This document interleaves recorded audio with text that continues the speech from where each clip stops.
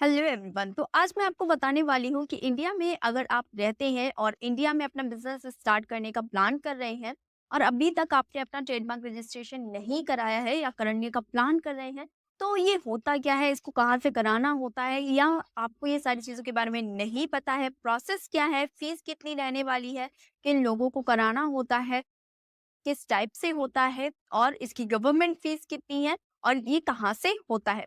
तो ये सारी डिटेल इस वीडियो में मैं आपको बताने वाली हूँ, सारी इन्फॉर्मेशन इस वीडियो में बताने वाली हूँ। तो चलते हैं और स्टार्ट करते हैं वीडियो को। तो ट्रेडमार्क रजिस्ट्रेशन किसको कराना होता है? मान लीजिए आप अपना बिजनेस स्टार्ट करने वाले हैं या कोई भी अपना बिजनेस स्टार्ट करने वाला है और वो प्लान कर रहा है कि उसका फ्यूचर में बिजनेस बहुत ही अच्छा ग्रो करेगा, या फिर आपने अभी अभी जस्ट अपना बिजनेस स्टार्ट किया है या आपका काफी ओल्ड बिजनेस है। अब अगर वही बिजनेस कोई दूसरा पर्सन आपका सेम चीजें कॉपी करके स्टार्ट कर ले, तब वहां पे आप उसको प्रोटेक्ट नहीं कर पाएंगे अगर आपके पास ट्रेडमार्क नहीं है, अगर आपका ब्रांड का प्रोटेक्शन नहीं है आपके पास। अब इसके साथ में आपको यहाँ पे बहुत सारे बेनिफिट मिलते हैं टैक्स में, और ट्रेडमार्क रजिस्ट्रेशन के बहुत सारे बेनिफिट होते हैं, जैसे कि एक्सक्लूसिव राइट्स होते हैं आपके पास, लीगल प्रोटेक्शन रहता है, ब्रांड रिकॉग्नाइज रहता है, और अगर आपके पास ट्रेडमार्क रजिस्ट्रेशन है तो आप पे लोग बहुत ही जल्दी ट्रस्ट कर सकते हैं। ट्रस्ट के लिए आपके लिए बेस्ट ऑप्शन है ये।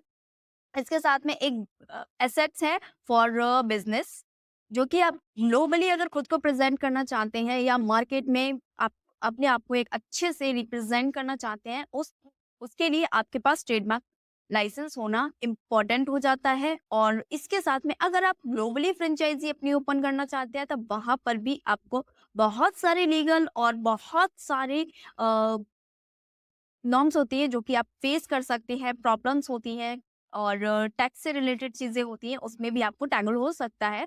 तो वहाँ पे भी आपको, अगर आपका ट्रेडमार्क है, आपका ब्रांड का ब्रांडिंग हो रखी है, तब वहाँ पे आपके लिए प्लस पॉइंट होगा। इसके साथ में कौन अप्लाई कर सकता है ट्रेडमार्क को? तो कोई भी इंडिविजुअल पर्सन इसको अप्लाई कर सकता है, पार्टनर कर सकता है, स्टार्टअप कर सकता है, या फिर जिसने अपनी कंपनी रजिस्ट्रेशन करा रखी है एलएलपी में या फिर प्राइवेट लिमिटेड में, या फिर कोई भी ट्रस्ट है या एनजीओ है या सेक्शन 8 है, सब कोई करा सकते हैं। जो भी अपना बिजनेस स्टार्ट करने का प्लान कर रहे हैं, कोई स्टार्टअप है, वो लोग अपना बिजनेस के लिए जो लोगो है उसका आप ट्रेडमार्क करा सकते हैं। अब लोगों के टाइप्स कितने होते हैं, ट्रेडमार्क के टाइप कितने होते हैं, अब बात करते हैं type of trademark in India. तो मोस्टली 4 to 5 टाइप के होते हैं। जैसे कि हो सकता है आपका एक वर्ड मार्क हो सकता है एक लोगो सिंबल हो, या फिर हो सकता है आपका एक टैगलाइन के साथ में हो, या फिर आपका कोई शेप हो, या फिर कोई डिजाइन हो, या फिर कोई साउंड मार्क हो। तो ये होते हैं कुछ टाइप ऑफ ट्रेडमार्क। जैसे कि यहाँ पे मैंने स्क्रीन पे काफी सारे लगा रखे हैं, इनको आप चेक कर सकते हैं। ये हैं कुछ डिफरेंट डिफरेंट टाइप के ट्रेडमार्क। इसके बाद बात करते हैं डॉक्यूमेंट क्या रिक्वायर्ड होते हैं। सो सिंपल डॉक्यूमेंट चाहिए। अगर आप सोल पार्टनर हैं या फिर आपका खुद का इंडिविजुअल पर्सन है, तो उसके लिए इंडिविजुअल का डिटेल चाहिए होगा, पैन कार्ड, आधार कार्ड, लोगो, जो आपने लोगो बनाया है वो, और इसके साथ में ब्रांड नेम और एड्रेस प्रूफ। तो ये तो कुछ बेसिक डिटेल चाहिए है जो कि एक इंडिविजुअल पर्सन के लिए है या फिर इंडिविजुअल। अगर कोई कंपनी है या एलएलपी है, तो वहां पे चाहिए है कंपनी का पैन कार्ड, कंपनी का incorporation certificate, business address proof, और साथ में बोर्ड ऑफ रेजुलेशन। अगर नहीं है इट्स ऑप्शनल, अगर नहीं है तो कोई बात नहीं, उससे भी हो जाएगा। अगर यहीं पे पार्टनरशिप की बात हो जाती है, अगर आपकी पार्टनरशिप फर्म है, तब वहां पे चाहिए आपका पार्टनरशिप डीड, इसके साथ में पैन कार्ड। जो भी जो दोनों पार्टनर है, जितने भी आपके पार्टनर है, it's one on your partnership firm. So जितने भी आपके पार्टनर हैं उनकी डिटेल चाहिए होगी, इसके साथ में लोगो चाहिए होगा और ब्रांडिंग चाहिए होगा, एड्रेस प्रूफ चाहिए होगा। तो ये सिंपल सी डिटेल्स है जो कि डॉक्यूमेंट ट्रेडमार्क रजिस्ट्रेशन के लिए रिक्वायर होते हैं। अब बात कर लेते हैं इसका प्रोसेस क्या रहता है।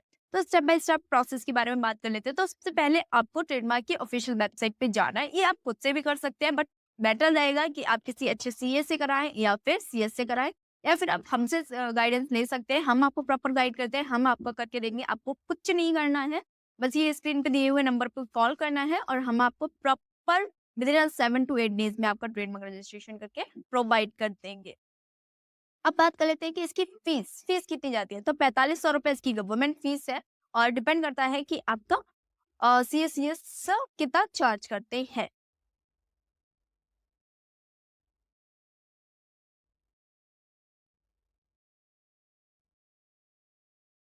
मान लीजिए अगर आप इंडिविजुअल पर्सन है, उस केस में आपकी 4500 रुपीज गवर्नमेंट फीस होगी। अगर आपकी कंपनी है या फिर आपकी LLP है या आपके जो कंपनी है या प्राइवेट लिमिटेड में है, तब आपकी फीस जाती है 9000 रुपीज। अब ऑफिशियल फीस कितनी होती है? ऑफिशियल फीस या एजेंट फीस जो प्रोफेशनल फीस होती है वो आपकी चार्ज कर सकता है 2500 से 7000 के बीच में। ये एक मैंने आपको फिगर बताया है जो कि प्रोफेशनल चार्ज लोग करते हैं। अब इसके साथ में बहुत सारी चीजें ऐसी होती हैं जो कि ट्रेडमार्क सेम टाइम पे कभी भी अप्रूव नहीं होता है, उसमें टाइम लगता है, 1 ईयर भी लग सकता है, 30 डेज भी लग सकते हैं। ये डिपेंड करता है ट्रेडमार्क पर। तो आपने बहुत सारे लोगों को ने देखा होगा TM ऊपर लगा हुआ होता है। जैसे कि कोई नेम है उसके ऊपर लगा हुआ है TM, बहुत सारी ब्रांडिंग TM करते हैं, तो आप उसको यूज़ नहीं कर सकते, उन्होंने ऑलरेडी से अपना ट्रेडमार्क लिया हुआ है। बट उनका अभी अप्रूव नहीं हुआ है, अब तक जो उनका ट्रेडमार्क है वो अप्लाई हो चुका है। वहीं पर अगर किसी को आपने देखा हो लोगों के ऊपर R लिखा हुआ, तो मतलब कॉपीराइट है, आप उसको यूज़ नहीं कर सकते हैं, उनके पास उसकी अप्रूवल्स है। आप ट्रेडमार्क को आपको लाइफ टाइम के लिए यूज कर सकते हैं, बट आफ्टर 10 ईयर के बाद आपको उसको रिन्यूअल कराना होता है। तो लाइफ टाइम वैलिडिटी रहती है। वैसे तो आप जब तक अपना ब्रांड है, जब तक आप ब्रांड चला रहे हैं, तब तक आप उसको यूज कीजिए। अदरवाइज आपको करना क्या होता है, 10 ईयर के बाद आपको इसका रिन्यूअल कराना रहता है। तो ये तो थी कुछ बेसिक सी डिटेल ट्रेडमार्क के बारे में। होप आपको वीडियो अच्छी लगी होगी। Thank you for watching.